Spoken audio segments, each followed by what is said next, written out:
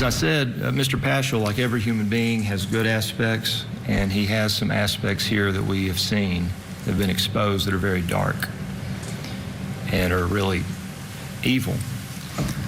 I know that I ruled that the letters of support are not properly in the record. I stand by that ruling.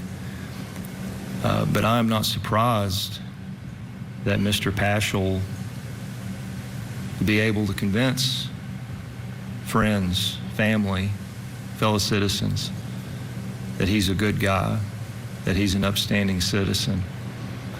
He's a handsome guy. He's charismatic. He has a job.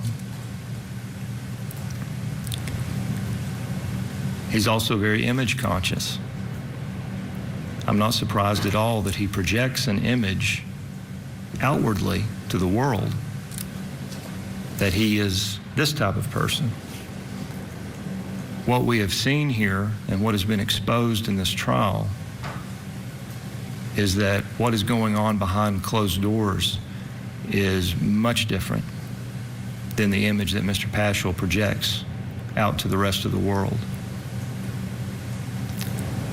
As I've stated, this behavior towards these women is sick, it is sadistic, it goes beyond a desire to inflict physical harm on these women.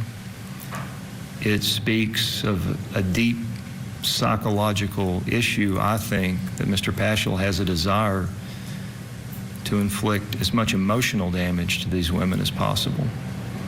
The fact that he traveled to the state of Florida to sneak in the back door of Miss Moon's parents' home uninvited,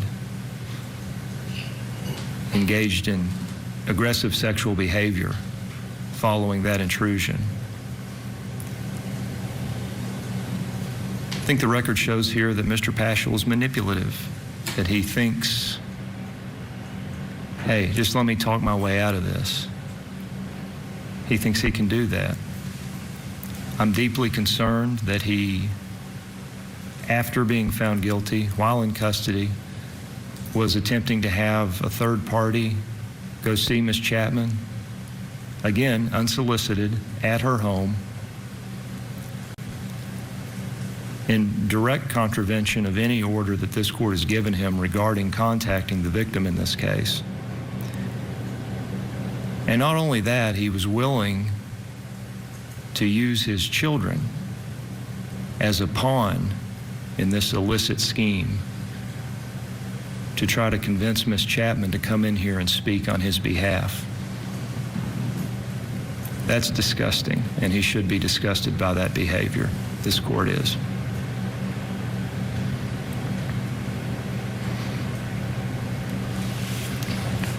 Mr. Pashel, sir, if you'd please stand.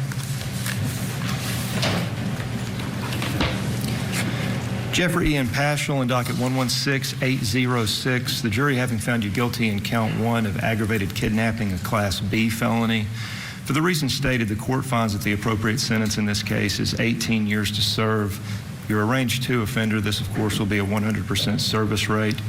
As to the misdemeanor counts in 2 and 3, the appropriate sentence in those will be 11 months, 29 days to serve. Those will run concurrently with the aggravated kidnapping in count 1.